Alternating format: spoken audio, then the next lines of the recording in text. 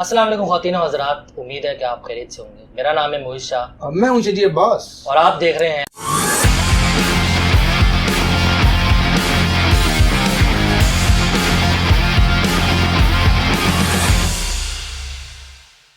तो नाजरीन, आज जो हमारे गेस्ट हैं, आपने बहुत सारे पॉडकास्ट में उनका नाम सुना होगा और मैं इनको तकरीबन कोई 8 साल से जानता हूँ और ये बचपन से जानते हैं। इनके बचपन के दोस्त हैं, इनसे छोटे ही लेकिन बचपन के दोस्त हैं।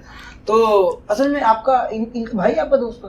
नहीं, यही मेरा दोस्त। ये असल में मेरे बड़े छोटा भाई है ताहा मेरा छोटा भाई। ये पहले उसका दोस्त और मेरे से अच्छा हाँ, आपके छोटे भाई? मेरा छोटे भाई का दोस्त है। तो आज हमने इनको इसलिए बुलाया क्योंकि इनकी खसूसियात जो हैं वो एक फील्ड में बड़ी जबरदस्त किस्म की। पहले तो एक फील्ड में है ही नहीं और अगर देखा जाए तो वो एक फील्ड स्पेसिफिक में काफी नॉलेज है इनको इस बारे में और ये उससे काफी कुछ बताने नहीं चाहते, वो कर भी रहे हैं। तो आपने वीडियो भी लगा ही लिए तो आपको पता तो चल ही गया होगा कि किस चीज़ के ऊपर वीडियो है। तो आज हम दावत देते हैं हमारे साथ बात करने के लिए जरार को। जी अस्सलामुअलैकुम कैसे हैं आप? अस्सलामुअलैकुम कैसे हैं आप? ठीक ठाक। ये भी हमारे जैसे ही हैं, कोई बहुत बड़ा इंसान नहीं, हमारे जैसे ही है। मतलब हम भी बड़े हैं लेकिन वैसे थोड़ा ऊपर निकल गया, लंबे बहुत। अच्छा, तो क्या आज के पॉडकास्ट की खासियत है? खासियत ये है कि आज हम बात करेंगे क्रिप्टो करेंसी के ऊपर, जो मुझे स्पेशली तो बहुत अरसे का पता है उस बारे में, काफ़ी अरसे से कर। मैं नहीं बताऊँगा, ये खुद बताएंगे। आजकल बहुत ट्रेंड में है, लोगों को बहुत नॉलेज मिल रही है उसके बारे में और काफ़ी चर्चे में है क्रिप्टो करेंसी, ट्रेडिंग वगैरह सारी चीज़ें। तो जरार से पूछेंगे या बताएं सर? सबसे पहले तो सवाल ही मैं करूंगा कि नहीं, पहले थोड़ा अपने बारे में कुछ बता दें, क्या कर रहे हैं उनके बारे में। यार बाकियों को तो नहीं पता, हमें तो पता है क्या कर रहे हैं आजकल। चिटा सब कुछ। अस्सलाम वालेकुम। पहले तो नाजरीन देखने वाले हमें जरार जैसे कि मेरा नाम इन्होंने बताया, तो मैंने अभी रिसेंटली मास्टर्स किया अपना और जो आज के टॉपिक है उसी टॉपिक पे रहते हैं और बिटकॉइन ट्रेडिंग और ये क्रिप्टो करेंसी, ब्लॉकचेन, ये हम मोहित और मैं बड़े 2012-13 से फेमिलियर हैं इस चीज़ से। तो बाकी तो है बहुत बड़ा टॉपिक है, अब क्या क्या इसमें बातें डिस्कस करें, लेकिन जैसे जैसे अब सवाल आएंगे आपके हम आपको बताते हैं। जी सर, मेरे तो व्यूअर्स को बताएं और मुझे खास तौर पे, क्योंकि मैं इस चीज़ में बड़ा नया हूँ। क्रिप्टो करेंसी क्या है यार? अगर बड़े आसान अल्फाज में बताया जाए ना तो मेरे ख्याल में क्रिप्टो करेंसी की समझने से पहले हमें ब्लॉकचेन समझना ज़रूरी है। ठीक है, ब्लॉकचेन क्या होती है हम बहुत डिटेल में नहीं जाएंगे। नाम से बड़ा सेल्फ एक्सप्लेनेटरी किस्म की चीज़ है कि ब्लॉक होंगे और चेन होगी। ठीक है, ऐसे ब्लॉक्स जो चेन से जुड़े हुए हैं। सही हुआ। इसका प्रोसेस ये होता है कि जी ब्लॉक्स होते हैं, ब्लॉक्स के अंदर इन्फॉर्मेशन होती है। असल में एक ब्लॉक से ना 3 चीज़ें होती हैं, हैश होता है, डेटा होता है, उसकी इन्फॉर्मेशन होती है और एक रिकॉर्ड ऑफ प्रीवियस हैश होता है। ठीक है, तो उसमें क्या होता है कि हर ब्लॉक दूसरे ब्लॉक से जुड़ा हुआ होता है। ठीक है, इसकी सिक्योरिटी बड़े हाई लेवल की होती है, इंक्रिप्शन बहुत एडवांस लेवल की होती है, उसको मैनिपुलेट करना, डिक्रिप्ट करना बड़ा मुश्किल बातें होती हैं। तो वो इसलिए होता है क्योंकि हर ब्लॉक के अंदर पिछले ब्लॉक की इन्फॉर्मेशन पड़ी होती है। सही है। अगर आप एक ब्लॉक को मैनिपुलेट करते हो तो पिछले ब्लॉक को भी मैनिपुलेट करना पड़ेगा, उसका हैश चेंज हो जाता है। ठीक है, तो उसमें 2 नंबरी नहीं हो सकती, बहुत मुश्किल है आजकल के दौर में। तो इस तरह चलता है, ये इसे ब्लॉकचेन कहते हैं। फिर क्रिप्टो करेंसी आती है। क्रिप्टो करेंसी के अंदर बहुत सारी चीज़ें ब्लॉकचेन के ऊपर, डीफाई आपका चलता है, सीफाई चलता है, सेंट्रलाइज फाइनेंस, डिसेंट्रलाइज फाइनेंस, आपके एनएफटीज हैं, आपकी क्रिप्टो करेंसी है। क्रिप्टो करेंसी एक चीज़ है उसके अंदर। क्रिप्टो करेंसी क्या होती है? क्रिप्टोग्राफी के नाम से निकली हुई है। ठीक है, और आसान अल्फाज में अगर समझना है किसी ने तो वर्चुअल करेंसी है। सही है। वर्चुअल मतलब डिजिटल करेंसी भी कह सकते हैं। डिजिटल करेंसी भी कह सकते हैं। क्रिप्टोग्राफी जो होती है वो तो असल में कोडिंग इनकोडिंग होती है। हाँ, तो उसी के नाम से बेसिकली क्रिप्टो करेंसी नाम पड़ गया। और आजकल के दौर में मेरे ख्याल में कोई 10,000 से ज़्यादा रजिस्टर्ड, 9,500-10,000 की रजिस्टर्ड क्रिप्टो करेंसी चल रही हैं। सही। और डेफा इंक्लूडेड, और बाकी अनरजिस्टर्ड और जो थोड़े से आम कॉइन्स होते हैं वो तो भी बहुत ज़्यादा है। सही। आप कितने अरसे से इस फील्ड में? यार नॉलेज तो थी इसके बारे में, यूनिवर्सिटी में सुना था कुछ होता है। अच्छा, आपने कभी खरीदे भी हैं बिटकॉइन या कॉइन्स? ट्रेडिंग उस दौर में हाँ, क्यों नहीं की थी, स्टार्ट की थी। बट जाहिर बात है लैक ऑफ नॉलेज थी उस वक्त, हमें चीज़ों का पता नहीं था, तो समझ में आती तो हम बिटकॉइन ही खरीद लेते। उस वक्त हमें समझ नहीं थी, जाहिर बात है। शुरू में ऐसा नहीं था जैसे वो हेरा फेरी में था 21 दिन में पैसा डबल, तो वो जाहिर बात है नॉलेज का ही फर्क था ना उस वक्त की और आज की। जो आपको नॉलेज में ये मुझे अच्छी तरह याद पड़ता है जब हम 2014-15 में भी बातें करते थे तो हमारे एम होता था, हमें पता था कि नहीं हमने पूरी रिसर्च कर ली है, ऐसे ही है, चीज जेन्युइन है, ठीक है, प्रॉपर मेक सेंस करती है। ब्लॉकचेन का जो कॉन्सेप्ट था ना, जो स्टार्ट में 1991 में आया था सबसे पहले टाइम, रिसर्चर ने रिसर्च की थी और डिजिटल लेजर के नाम पे एक इन्होंने रिसर्च पोर्ट्रे की थी दुनिया को, लेकिन लोगों ने उसको एक्सेप्ट ही नहीं किया था। उसके बाद ये चलते डिले होता होता 2009 में सतोशी नाकामोटो नाम का बंदा आया था जिसने बिटकॉइन लॉन्च किया था। सेम कॉन्सेप्ट था, सेम सब चीजें थी, और उसका कॉन्सेप्ट डिजिटल लेजर था, ठीक है। उसका मकसद यही था कि डिजिटल ट्रांजैक्शन जिसके अंदर आप दो नंबरी ना कर सको, मैनिपुलेशन ना हो सके, डबल ट्रांजैक्शन ना हो सके, ठीक है। एक बार जो चीज ब्लॉक में चली गई उसको चेंज नहीं कर सकते आप, ठीक है। फिर इसमें आगे हम माइनिंग की चीजें आती हैं कि माइनिंग क्या होती है, माइनिंग क्यों होती है, माइनिंग की वजह क्या है। स्टार्ट में 2000 मतलब जब फुल नॉलेज आ गई, जब हमने रिसर्च की प्रॉपर, तो हमने माइनिंग भी की थी। मैं तो पर्सनली भी की थी, ऑफिस में की थी। उससे मोनेरो की माइनिंग की थी, क्योंकि उस टाइम भी बिटकॉइन की माइनिंग बहुत मुश्किल थी। वो अभी रिवॉर्ड कम था, रिवॉर्ड। अच्छा, बिटकॉइन ही क्यों इतना मशहूर है? बिटकॉइन क्यों इतनी मुश्किल है उसकी माइनिंग? हाँ, अच्छा, सबसे पहले बिटकॉइन मशहूर इसलिए कि सबसे पहले तो उसको फर्स्ट मूवर एडवांटेज है, ठीक है। ऐसा नहीं है कि बिटकॉइन की ट्रांजैक्शन स्पीड सबसे तेज हो, ठीक है, उसकी जो यूटिलाइजेशन है, जो एनर्जी की, पावर की, वो सब बहुत एफिशिएंट है, ऐसा नहीं है। उससे बहुत अच्छे अच्छे कॉइन्स है। इथेरियम उससे 10 टाइम्स बेहतर है। बिटकॉइन की एक ट्रांजैक्शन 10 मिनट में ऑन एवरेज ट्रांजैक्शन होती है जब उसकी वैलिडेशन होने के बाद। इथेरियम 20 सेकंड में कर लेता, ठीक है, बहुत बड़ा डिफरेंस है। लेकिन फर्स्ट मूवर एडवांटेज है, ठीक है, उसका नाम इस तरह फैल चुका है कि वो एक उसमें, और उसके ऊपर फिर डिफरेंट उसकी एक सेट ब्लॉकचेन है, ठीक है। इथेरियम एक ब्लॉकचेन है, बिटकॉइन एक ब्लॉकचेन है, तो वो इसलिए फेमस है। अच्छा, मुझे बताएं, माइनिंग करने के लिए एक आम आदमी तो ऑब्वियसली इसको नहीं हो तो नहीं कर सकता, लेकिन इसको पता है, उसके लिए सबसे पहली चीज क्या है? माइनिंग क्या होती है, कैसे होती है और कौन करता है? सबसे पहले तो ये समझना कि ब्लॉकचेन है क्या, वो कर क्या रहा है, किसको माइनिंग क्या रहा है, ठीक है। इसमें तो हमारे रिलीजियस बड़े पॉइंट ऑफ व्यूज आए थे, जी ये हो गया, वो हो गया, कैसे हो गया। अगर आप उसकी साइंस समझेंगे तो आपको समझ आएगी कि माइनिंग असल में क्या हो रहा है। सही है, ठीक है। तो माइनिंग का प्रोसेस ये होता है कि जो भी अब जैसे हमने हैश की बात की थी, हैश जो होते हैं ना वो बेसिकली डिजिटल फिंगरप्रिंट्स होते हैं, ठीक है, ठीक है। अगर एक आपने चेंज हो गए, बंदे से चेंज हो गए, वो चेंज हो जाते हैं। सही है। एक भी नंबर अमाउंट चेंज होगी तो हैश चेंज हो जाता है, ठीक है। तो उस हैश को वैलिडेट करने के लिए, फॉर एग्जांपल अगर 3 ब्लॉक्स पड़े हुए हैं, ठीक है, सेकंड ब्लॉक में आपने थर्ड ब्लॉक में ट्रांजैक्शन कर दी है, ठीक है, और फोर्थ ब्लॉक वो क्रिएट होने लगा है, तो वो जो माइनर्स होते हैं उस ब्लॉक्स को वैलिडेट करते हैं कि इससे जो पुराने डेटा ऑफ प्रीवियस जो हैश था ना वो वैलिडेट करते हैं कि क्या वो ठीक था कि नहीं था। और जब वो वैलिडेशन हो जाती है तो उसके बाद वो ट्रांजैक्शन सिक्योर होती है, फिर वो टेक प्लेस करती है। वो आपसे ये चेक करते हैं कि आपके ब्लॉक के अंदर, आपके उस पर्टिकुलर एरिया के अंदर अमाउंट पड़ी हुई है कि नहीं पड़ी हुई, सही है, ठीक है।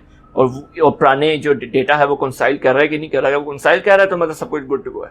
असल में होता है ये जी कि एक सिस्टम के थ्रू होती है वो, एक सिस्टम अपनी कंप्यूटेशनल और ग्राफिकल जो भी पावर यूज करके ना एक एल्गोरिथम को सॉल्व करता है, मतलब जिसकी वजह से वैलिडेट होता है। असल में आम लोगों को बताया जाए तो वो डेबिट क्रेडिट को वैलिडेट कर रहा है, सही है, कि जो रिकंसाइलेशन होती है ना फाइनेंस के अंदर, वही कर रहा है आसान वर्ड में। वो आपको कंफर्म कर रहा है कि एलिस लेजर में किसी और के लिए मतलब होता ये है कि मैंने आपके साथ ट्रांजैक्शन किए, मेरी इसकी कोई फीस लगती है जिसको गैस फी कहते हैं, वो इथेरियम में आती है, वो जरार एक्सप्लेन करेगा उसको।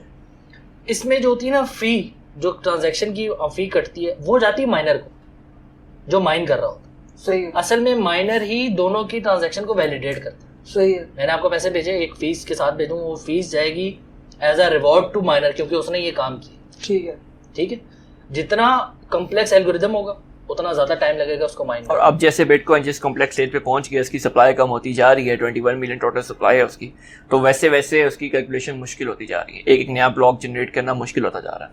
अब एक ट्रांजैक्शन के लिए कई हज़ार कई सौ माइनस बैठते हैं, तो करने के बाद एक ट्रांजैक्शन होती है, डिफरेंट उसके ऊपर चलता है। इसलिए अब उसको माइन करना भी मतलब बहुत मुश्किल है, क्योंकि मैंने आपको बताया ना कि ब्लॉक्स ऐड होते जा रहे हैं। अब तो लाखों करोड़ों अरबों के में ब्लॉक्स होंगे, तो हर ब्लॉक्स पहले वेरीफाई होता है पिछला। अच्छा, एक सवाल इसमें ये कि उस एल्गोरिथम को सॉल्व करने के लिए बहुत हाई-फाई कंप्यूटर नहीं चाहिए या नंबर कंप्यूटर नहीं चाहिए, सिर्फ आपने कुछ मतलब उतनी देर के लिए सर्व कर देना वो कंप्यूटर, मतलब वो उसी काम में। नहीं, हाई-फाई कंप्यूटर्स इस तरह चाहिए कि एक कुछ मिनिमम रिक्वायरमेंट्स हैं, वो होने के बाद नंबर क्वांटिटी में चलता है सब। हाँ, क्वांटिटी बहुत सारे, अच्छा जितने माइनर्स होते हैं ना सब एक पूल में कनेक्ट हुए होते हैं। सही है, एग्जैक्टली। ये बहुत डिटेल वाली बात है, वो समझना। हाँ, ये टेक्निकल इसमें हम अवॉइड करें तो बेहतर है, क्योंकि पहले बेसिक समझते हैं हमें, वो जरूरी है हमारे पास। ठीक है, तो ये माइनिंग इस तरह होती है। अच्छा, वो हमारा मेरा बीच में सवाल था कि लोगों को ये बताना जरूरी है कि कॉइन्स और टोकन में, वो हमारी बात बीच में रहेगी, क्या फर्क होता है? क्योंकि लोगों को अंडरस्टैंडिंग नहीं है। इसकी एग्जांपल इस तरह ले लें कि आप हम पहले जैसे बात कर रहे थे अभी इससे पहले कि बिटकॉइन ऊपर क्यों है, ठीक है, छोटे कॉइन्स नीचे क्यों हैं, ठीक है, फ़र्क क्या है। तो हमें कॉइन और टोकन में सबसे जो मेन फ़र्क होता है ना, अगर थोड़ा कॉम्प्लेक्स वाला फ़र्क समझ लेना तो वही होता है जो बिटकॉइन के अंदर जो बिटकॉइन एक कॉइन है, जो उसकी डिजिटल एसेट होता है ना, वो एक डिजिटल एसेट होता है, इटसेल्फ एक एसेट है जो आपका स्टोर हुआ है। ठीक है। जो टोकन होता है ना, टोकन की डिजिटल रिप्रेजेंटेशन होती है जो आपको नजर आ रही होती है। उसकी एग्जांपल उस तरह है कि अगर आपने डिजिटल गोल्ड खरीद लिया है तो आपके बैकएंड पे गोल्ड जरूर पड़ा हुआ है, लेकिन उस बैकएंड वाले गोल्ड की वैल्यू है उस नंबर की वैल्यू नहीं जो आपको नजर आ रहा है। सही है। जो डिजिटल रिप्रेजेंटेशन है उसकी कोई वैल्यू नहीं है, वो तो नंबर है। उसके बैकएंड पे जो गोल्ड है उसकी वैल्यू है, लेकिन जो बिटकॉइन होता है, बिटकॉइन में जो नंबर लगा हुआ है वही वैल्यू, उसके बैकएंड पे कुछ नहीं। ठीक है। ये थोड़ा सा कॉम्प्लेक्स है, इसके बड़े स्कूल ऑफ थॉट्स हैं। मेन जो फर्क होता है वो मेन फर्क ये होता है कॉइन और टोकन का, कि कॉइन की इटसेल्फ ब्लॉकचेन होती है, टोकन किसी और की ब्लॉकचेन पे बना होता है। सही है। ठीक है। फॉर एग्जांपल इथीरियम एक ब्लॉकचेन है, उसके ऊपर अब जितने कॉइन्स हैं, अब डेफाई कॉइन्स जो आजकल चल रहे हैं, आवे चल रहा है, कंपाउंड फाइनेंस चल रहा है, ये जो सब कॉइन्स होते हैं ये उसकी ब्लॉकचेन पे बने हुए हैं। आपके एल्गोरैंड आजकल मशहूर हुआ है, मेकर, ये सारे ब्लॉकचेन पे बने हुए सब टोकन्स हैं। आपका बिटकॉइन, इथीरियम, आपका नियो, डैश, लाइट कॉइन, ये सब आपके कॉइन्स हैं, इनकी अपनी ब्लॉकचेन है। तो इसीलिए आप कॉइन बनाना, आजकल के टोकन बनाना कोई मुश्किल काम नहीं है। आप जाओ किसी की ब्लॉकचेन उठाओ, किसी ब्लॉकचेन पे अपना बना लो तो वो टोकन बना लो। अब आ जाए ट्रेडिंग पे। हाँ, पहला जो ट्रेडिंग पे मुझे नहीं पता आपका क्या सवाल होगा, मगर पहला जो सवाल होता है ना हर किसी का, कि यार ये हलाल है या हराम। अच्छा, इसमें क्या डिफरेंस, मतलब आपने जारी बात है अपनी पॉइंट ऑफ व्यू देना। हाँ, मैं कोई उस तरह किसी का साइड लेके किसी को चीज़ को हलल बुरा नहीं कहूँगा, लेकिन मैं आपसे अपना व्यू बताऊंगा जो मेरी रिसर्च है 10-12 साल की। इसमें क्या होता है कि बहुत ज़्यादा एलिमेंट्स हैं क्रिप्टो करेंसी के अंदर, बहुत ज़्यादा एलिमेंट्स है, ट्रेडिंग के बहुत सारे एलिमेंट्स हैं। आप मार्जिन ट्रेडिंग होती है, फ्यूचर ट्रेडिंग होती है, स्पॉट ट्रेडिंग होती है, ठीक है। आप ऐसे, अब देखिए जैसे इस्लाम में कॉन्सेप्ट है, ठीक है, हम इस्लाम की बात करते हैं कि आप अल्कोहल को, पेक को प्रमोट नहीं कर सकते, नहीं करते, नहीं करना चाहिए। अब इस तरह के कुछ ऐसे टोकन्स भी हैं, कुछ कॉइन्स भी ऐसे हैं, ठीक है, टोकन्स हैं मोस्ट प्रोबेबली। टोकन ऐसे हैं जिसपे आप नहीं लगाओगे क्योंकि वो अल्कोहल को ट्रेड कर रहे हैं, उसमें इंटरेस्ट वाले फैक्टर्स आ रहे हैं, तो आप उनको उस तरह तो वैसे ही अवॉइड करोगे, ऑब्वियसली वो हराम हो जाएंगे आपके लिए, ठीक है। आप अल्कोहल को प्रमोट नहीं कर सकते, उसके शेयर्स नहीं खरीद सकते जो अल्कोहल को प्रमोट कर रहा है, ठीक है। एक ही चीज़ आ गई। दूसरी चीज़ आ गई फ्यूचर ट्रेडिंग होती है। फ्यूचर ट्रेडिंग में बहुत सारे स्कूल ऑफ थॉट्स हैं, उसको डिटेल में हम नहीं जाएंगे, उसके हम किसी ने वीडियो कर लेंगे, उसके बड़े ज़्यादा पॉइंट्स हैं, मैंने बहुत एक्सटेंसिव किस्म की रिसर्च की है इसके अंदर। सर्टन कॉन्टेक्स्ट के अंदर, सर्टन चीज़ों के अंदर आप कर सकते हो, सर्टन चीज़ों के अंदर नहीं कर सकते, ठीक है। इसको हम बाद में रैप अप करेंगे, ठीक है, वरना बहुत डिटेल हो जाएगा इसके अंदर। अब जो स्पॉट ट्रेडिंग होती है ना, स्पॉट ट्रेडिंग वैसी ट्रेडिंग है जैसे आप किसी कंपनी की जाके शेयर्स खरीद लो, ठीक है, और शेयर्स बेच दो। अब इसके तो हमारे रूल्स बने हुए, इस्लाम के अंदर फतवा भी है, सब कुछ है कि भाई सब कुछ ठीक है, आप ऐसी कंपनी के शेयर खरीद सकते हो जो कंपनी ठीक काम कर रही है, तो आप उस कंपनी, तो क्रिप्टो भी इसी तरह एक प्रोडक्ट है। अब जैसे कार्डानो है, कार्डानो अफ्रीका में उन्होंने अपना करेंसी एज अ लॉन्च कर रहे थे, उसके अच्छे बहुत सारे वेलफेयर वाले काम भी हैं कार्डानो के, वो उसको पूरे अपब्रिंग कर रहा है कल्चर को। तो आप कार्डानो खरीदो, एक कंपनी है, कंपनी में आप शेयर्स खरीद रहे हो, और शेयर्स की प्राइस प्लस माइनस होती है, 100% रिस्क इससे रिलेटेड है उसके साथ, वो 0 भी हो सकती है, वो 10 भी हो सकती है, ठीक है। सारे इस्लाम के पॉइंट्स पूरे होते हैं, रिस्क वाले सब कुछ। ये ऐसा ही है कि जो पैसा हमें शराब के बिजनेस से आ रहा है वो पैसा हराम है, वो रुपया पूरी करेंसी थोड़ी हराम है। ऐसी एग्जैक्टली, मतलब एक उसको देखकर क्रिप्टो करेंसी को नहीं आप कह सकते।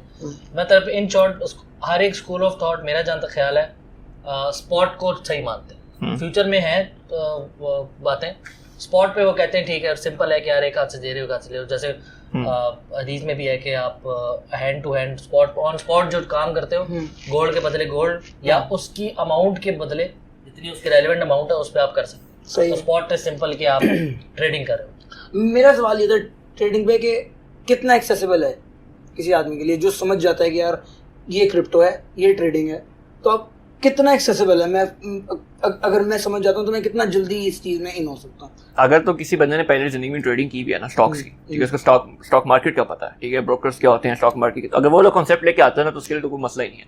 सिर्फ वोलेटिलिटी के फर्क होता है, जो आम स्टॉक मार्केट होती है उसकी वो कम वोलेटाइल होती है, ये ज़्यादा वोलेटाइल होती है। इसमें आप ऐसा भी है कि 1 महीने 2 महीने के अंदर 20,000% कोई चीज़ बढ़ जाती है, लेकिन 20,000% बढ़ जाती है इसका मतलब है वो 15,000% कम भी तो हो सकती है, ठीक है।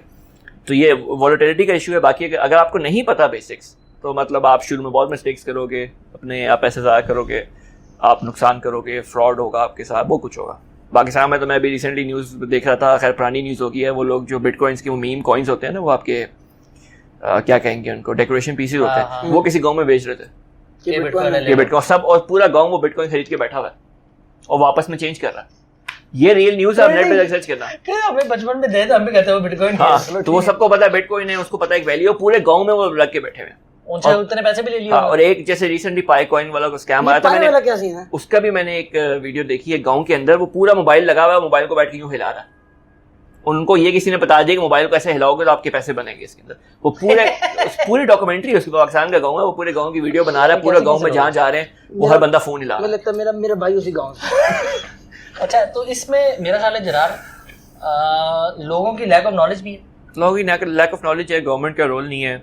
अभी जैसे रिसेंटली अब कुछ इन्फ्लुएंसर्स आ रहे हैं पाकिस्तान में जो काम कर रहे हैं, वकार जगह पिछले 5-6 साल से काफ़ी एक्टिव हुआ है, उसको अप्रिशिएट करना चाहिए, ठीक है, वो चीज़ों को लेके आ रहा है। जब हम ज़माने में जिस तरह हम ट्रेडिंग करते थे, वो डार्क वेब के ज़माने में जब हमने आया था, जब डार्क वेब के अलावा इसकी यूटिलिटी कोई नहीं थी, ठीक है, हम तो तब से बैठे हुए हैं, और तब तो खैर ये लोग नहीं थे, अब ये लोग आना शुरू हुए हैं, ठीक है, तो सुनने में बड़ा अच्छा लगता है। गवर्नमेंट अब तो एडवाइजरी कैपेसिटी में चला गया है पाकिस्तान गवर्नमेंट की, बहुत अच्छी बात है। अच्छा, बैन क्यों करते हैं? ये भी सवाल। अच्छा, चाइना में जो बैन होता है ना, अगर आप हिस्ट्री, अच्छा हमें रिसर्च करने की जरूरत पड़ती है, ठीक है, ये इसे फंडामेंटल एनालिसिस कहते हैं, ठीक है, फंडामेंटल एनालिसिस होता है न्यूज़ की बेस पर, ठीक है। अगर आप अब न्यूज़ उठाओ ना, तो पिछले कोई 50, 60, 70, 100 बार ये न्यूज़ आ चुकी है कि क्रिप्टो करेंसी बैन हो गई है चाइना में, और सबसे ज़्यादा शेयर जो पूरे वर्ल्ड वाइड है माइनिंग का, वो चाइना के अंदर है, ठीक है, उनके प्रोविंस के अंदर इतना शेयर है कि हम तो भूल ही जाएं, ठीक है। तो अब वो लोग ये न्यूज़ करते हैं, एक डम क्रिएट होता है, ठीक है, फर्ड क्रिएट होता है, ठीक है, फियर अनसर्टेनिटी, ये वाला चीज़ें क्रिएट करते हैं और फिर लोग परचेजिंग करते हैं, ठीक है। अगर आप हिस्ट्री को उठाएंगे तो ये बहुत बार पहले हो चुका है जी। चाइना ने क्रिप्टो करेंसी बैन कर दी, वो गई मार्केट, वो गया 55-60 का बिटकॉइन था, आ गया 30-35 पे फिर रहा, ठीक है, आज की डेट में 38-40 पे होवर कर रहा है। तो ये फर्ड की रेट किया जाता है, ठीक है। जिन लोगों को चीज़ की समझ है, जो लॉन्ग टर्म इन्वेस्टर्स हैं, ठीक है, उनको कोई परेशानी नहीं होनी चाहिए। हाँ, जो फ्यूचर ट्रेडिंग कर रहे हैं, मार्जिन ट्रेडिंग कर रहे हैं, उनके लिए तो बहुत मसले मसाइल, उनको तो 2000 बिटकॉइन ऊपर नीचे हो जाए तो लिक्विडेशन के मसले पड़ जाते हैं। बर्ड फ्लू वाला सीन है ना। हाँ, मुर्गी बहुत महंगी हो गई, एक मैसेज चल गया, बर्ड फ्लू फैल गया, जैसे नीचे ही लोगों ने स्टॉक करना शुरू कर दिया। ये अच्छा, मेरा एक सवाल ये कि अभी जैसे मैं इसकी एग्जांपल देता हूँ, इलॉन मस्क की, ठीक है, डॉज कॉइन, उसने कहा कि जी क्या डॉज कॉइन है, इन्फ्लुएंसर्स का या सेलिब्रिटीज का बहुत इम्पैक्ट आ गया, इसी वजह से इस चीज को इतना वो कहते हैं कि इतनी वॉलेटाइल मार्केट है। अगर एक ट्वीट से पूरी मार्केट आप हिला दो, इसकी तो बात वही है कि एक बंदा ट्वीट कर दे तो पाकिस्तान की करेंसी डॉलर आपका 100 पे आ जाए, एक ट्वीट कर दे तो डॉलर 200 पे चला जाए, इतनी वॉलेटाइल, ठीक है। यही मसले हैं जिसको एक्सेप्टेबिलिटी के इश्यूज आ रहे हैं कि एक इलॉन मस्क ने ट्वीट कर दी तो खाक करेंसी है आपकी। क्या मतलब डॉज का क्या सीन है? डॉज के उसने ट्वीट कर लीजिए, क्या डॉज कॉइन है, डॉज टू द मून, इस तरह की वो ट्वीट करता रहा। स्टार में डॉज कॉइन रॉकेट करना शुरू हो गया, ठीक है। फिर उसने सिर्फ एक ट्वीट दी। मुझे लगता है कि डॉज की जो बिटकॉइन और जनरली जो माइनिंग है ना, जो उसकी माइनिंग क्या कहते हैं कंजम्पशन है, वो मुझे थोड़ी सी स्केप्टिकल किस्म की लगती है। वो गई मार्केट नीचे, उसने सिर्फ अपना डाउट किया कि मुझे शायद लगता है, 2 ट्वीटर बाद फिर आ गया जी नहीं मेरे ख्याल में ठीक ही है, डॉज अच्छा मीम है जी, मैं तो खुश हूँ, डॉज मीम ये वो फिर चला गया। अच्छा, ये अभी वो कहता है मैं डॉज के अलावा कोई नई करेंसी ढूंढ रहा हूँ जो कम इस तरह की हो बिटकॉइन के अलावा। ये सेलिब्रिटीज के ओनर्स होता है, हम तो ट्वीट करेंगे तो कुछ भी नहीं, ये तो बिलियंस की बातें हैं, जो जिनका इन्फ्लुएंस कर सकता है, ये उसकी उस पे। ये तो वो वाली बातें जब आप कहते हो ना जी बिटकॉइन 40,000 का था 35 का हो गया, तो ये कुछ 100, 150, 200 बिलियन ऊपर नीचे हो रहा होता है, सब ऐसे होता है, ऐसे नहीं है कि किसी एक बंदे ने बेचा तो वो हो गया। तो इसमें ये भी होता है कि इलॉन मस्क ने खुद बताया था कि मैंने साल में इतना रेवेन्यू कमाया टेस्ला से, जो मैंने ये डॉज कॉइन से कमा लिया, क्रिप्टो करेंसी से कमा लिया। हाँ, तो वो ये भी एक तो यार वो मार्स पे भी तो जा रहे हैं ना। हाँ, उधर चीजें बढ़िया नहीं जाते हैं। अब देखिए जैसे जो कर रहा है उसका नजर भी आता है। हाथी गाड़ी पे आए सर, तू कैसे है? बाइक पे, मैं तेरे साथ ही आया हूँ। अच्छा, एक वैसे सवाल है, कोई लेमैन है, मतलब लेमैन इन सेंस कि उसको ये पता हो क्या क्रिप्टो करेंसी क्या है, कॉइन कौन से हैं, थोड़ी रिसर्च हो उसके बारे में, और वो ट्रेडिंग करना चाहता है, तो उसके लिए क्या एडवाइस हो, वो क्या करे, कहाँ से स्टार्ट करें? देखिए, सबसे पहले आपको मेरे ख्याल में अपनी नेचर समझने की जरूरत है कि आपकी नेचर किस तरह की है। कुछ लोग होते हैं कि ऐसे वाले, हाँ, कुछ लोग होते हैं जो एक फर्क ही नहीं पड़ता वो रख के बैठ जाते हैं, वो चिपक जाते हैं उसके साथ, ठीक है। और कुछ लोग होते हैं वो एक मिनट वो कहते हैं जी, वो कहते हैं ना आई बॉट 500 ADA और आगे डॉट और वेयर लेम्बो, ठीक है, यार लेम्बो का है मेरी, मैंने 500 ADA लिए थे, आई नहीं है अभी तक। तो वो बड़ा अच्छा, बड़े टाइप्स हैं ट्रेडिंग की ना, ठीक है। कुछ लोग ट्रेड्स होते हैं जो सिर्फ फंडामेंटल के ऊपर करते हैं, न्यूज़ की बेस पे रहते हैं, न्यूज़ आएगी वो इन कर देंगे ट्रेड के अंदर, एग्जिट कर देंगे। कुछ होते हैं टेक्निकल एनालिसिस वाले, ग्राफ्स को देखने वाले। फंडामेंटल एनालिसिस हमेशा हैवी होता है टेक्निकल एनालिसिस के। अगर आपने जितना मर्जी टेक्निकल एनालिसिस कर लिया है, सपोर्ट रेजिस्टेंस की बातें कर ली हैं, सारे फार्मूलाज लगा लिए हैं, सब इंडिकेटर्स यूज़ कर लिए हैं, बाद में आपको पता चले जी न्यूज़ आ गई है, तो न्यूज़ हमेशा हैवी रहेगी उससे, ठीक है। वो सब उसका कचरा हो जाएगा टेक्निकल एनालिसिस का। फिर स्विंग ट्रेडर्स होते हैं, ठीक है। फिर आपके लॉन्ग टर्म ट्रेडर्स होते हैं, शॉर्ट टर्म ट्रेडर्स होते हैं। लेकिन वैसे पर्सनली अपने एक्सपीरियंस में जो हमेशा लोग विन करते हैं ना, वो लॉन्ग टर्म ट्रेडर्स करते हैं। डे ट्रेडर्स भी होते हैं इसके अंदर, ठीक है, सब लोग होते हैं। लॉन्ग टर्म ट्रेडर्स जो होते हैं ना, वो हमेशा फ़ायदे में रह जाते हैं। अब इसकी एग्जांपल इस तरह है कि आपने 2010 में ले लिए थे बिटकॉइन, आज 10 साल बाद देख रहे हो, 11 साल बाद, तो हो ना फ़ायदे में। आप दिन की टेंशन क्यों लेनी है कि मैंने 1 बजे लिया, मैंने 1:30 बजे बेचना था, 4 बजे जो उसकी प्राइस कम हो गई है, लेकिन रोज की टेंशन लेके बैठे रहो, फायदा नहीं है। अगर आपकी रिसोर्स ऑफ इनकम नहीं है, थोड़ा थोड़ा आप एग्जिट करते रहो, प्रॉफिट को मेक श्योर बुक करना बड़ा जरूरी होता है।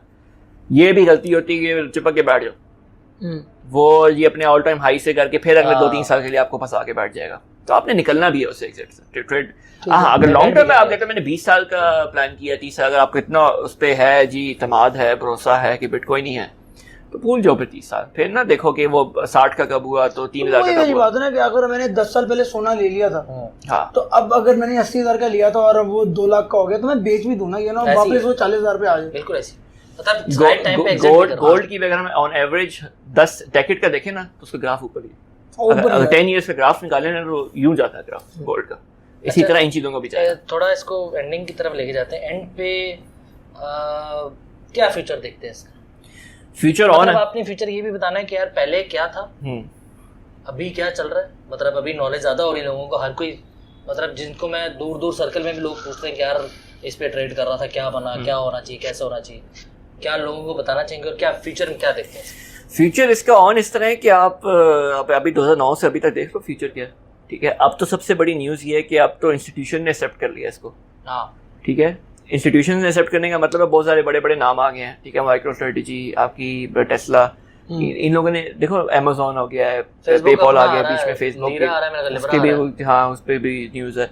तो ये लोग अब इंस्टीट्यूशन जब इसके अंदर आ गए हैं, तो आपको क्या लगता है कि अब ये देखो मैनिपुलेट जरूर करेंगे अपने प्रॉफिट के लिए, लेकिन जीरो तो नहीं करेंगे ना, जाना ही जाना है। फ्यूचर आपके क्रिप्टो करेंसी पे होना ही होना है, आज नहीं होगा, अगले होता है 5 साल बियर मार्केट शुरू हो जाए। परेशान नहीं होना, बस गेट इन करते रहो, हर महीने थोड़ा थोड़ा खरीदते रहो। बेशक वो बिटकॉइन $1 लाख का है, ठीक है, या वो $2,000 का है, आप उसमें परचेजिंग करते रहो, डॉलर कॉस्ट एवरेजिंग करते जाओ, लेटर परचेजिंग करते रहो, और आप गुड टू गो अगले 20-30 साल के हिसाब से। मतलब आप सजेस्ट कर रहे हैं कि लॉन्ग टर्म चले? लॉन्ग टर्म चलो, शॉर्ट टर्म देखो, हर बंदे का पोर्टफोलियो इसी में डिवाइड होता है, कुछ शॉर्ट टर्म चीजें होती है, कुछ लॉन्ग टर्म होती है। अब ये नहीं कि मैंने 20 साल बाद, देखो टाइम वैल्यू ऑफ मनी भी तो कोई चीज़ है ना, ठीक है, वो उसमें खैर इतना फर्क नहीं पड़ेगा, जितने रिटर्न्स हैं वो शायद ऊपर ही चले जाएगा, इग्नोर हो जाएगी उसके अंदर उसकी वैल्यूज। लेकिन शॉर्ट टर्म प्रॉफिट बुक करना भी बड़ा जरूरी है, ठीक है। आपको कुछ नजर भी तो आ रहा है ना, आपकी मोटिवेशन भी तो बढ़े ना, कि आप हर 2-3 महीने 6 महीने या एक एटलीस्ट बियर रन के अंदर, बुल रन के अंदर आप थोड़े से पैसे अपने निकाल लो, उसकी सर्टेन अमाउंट री इन्वेस्ट कर लो, जरूर करो, लेकिन आप कुछ पैसे निकालो भी तो सही। हाँ, अब जिन लोगों को स्टॉक्स का बिल्कुल भी नहीं पता, उनको जरा बुल और बेयर का कॉन्सेप्ट भी बता दें। अच्छा, बुल मार्केट बेयर मार्केट ही होती है, जैसे अभी हमारी क्रिप्टो करेंसी के अंदर कहा जा रहा है कि बुल मार्केट चल रही है, जो कि है। अब आप पिछले देखें, लास्ट ईयर दिसंबर से लेके 9-9.5 का बिटकॉइन चल रहा था, और अभी हम 60 टच करके आए हैं, ठीक है, 60s में, तो इसे बुल मार्केट कहते हैं। अब कुछ लोग कहते हैं बुल मार्केट एंड होगी है, लेकिन मैं आज आपकी वीडियो पे ऐलान करता हूँ कि बुल मार्केट एंड नहीं हुई, ठीक है। ये सिर्फ इसका पार्ट है। अगर हम हिस्ट्री में देखें 2017-2013 की बुल मार्केट, तो सेम पैटर्न फॉलो हो रहा है। मगर मैं गलत नहीं हूँ तो बुल वो होता है जो स्टॉक्स को उठाता है, क्योंकि बुल उठाता है, हाँ। अभी और बेयर जो होता है वो दबाता है। अभी एक बहुत बड़ी करेक्शन चल रही है, लोग समझते हैं कि बेयर मार्केट स्टार्ट हो गई है, ऐसा बिल्कुल नहीं हुआ, ठीक है, ऐसा बिल्कुल नहीं हुआ। अगर वो होगा भी तो अगले 2-3 महीने के लिए होगा सिर्फ। इस साल के एंड में हिस्ट्री की सबसे बड़ी बुल मार्केट आएगी, जिसमें आप बहुत बड़े बड़े नंबर देखेंगे, एटलीस्ट 6 फिगर्स देखेंगे बिटकॉइन को। अब ये एक्सपर्ट कह रहे हैं सर, अब देख रहे हैं आप, रिकमेंडेशन है जिसने समझना है स्टॉक्स क्या है, इससे पहले कि स्टॉक्स क्रिप्टो करेंसी से पहले स्टॉक्स कुछ समझ लेंगे कि क्या होते हैं। स्कैम 1992 देखें सीजन है, बहुत कमाल सीजन है, उससे बहुत मुझे तो बहुत पता लगा था स्टॉक्स के बारे में। बुल बेयर मुझे तो पता लगा कि वो मैनिपुलेशन किस तरह होती है, इंस्टीट्यूशन किस तरह आते हैं। हाँ बहुत अच्छा है। और लोगों को अगर इसमें और इन्फॉर्मेशन चाहिए तो इनका इंस्टाग्राम लिंक में हम डाल देंगे बीच में, और डायरेक्ट भी कोई सवाल जवाब हो तो बंदा इनसे पूछ ले जरूर। और ये टॉपिक कवर करना ज़रूरी था क्योंकि मार्केट में आजकल बहुत इसके बारे में चीज़ें चल रही हैं, तो अच्छा हो गया, कवर हो गया। बाकी ये कि मिलते हैं फिर जल्द। अच्छा ये जो है ये हमारे चड्डी बड्डी इनके साथ अलग, ये तो थोड़ा सीरियस हो गया, तो नेक्स्ट में आएंगे ना भट्टी जी और सभी जी तो इंशाल्लाह मुलाकात करते हैं आपसे नेक्स्ट पॉडकास्ट में, और अल्लाह हाफिज़। Stay tuned.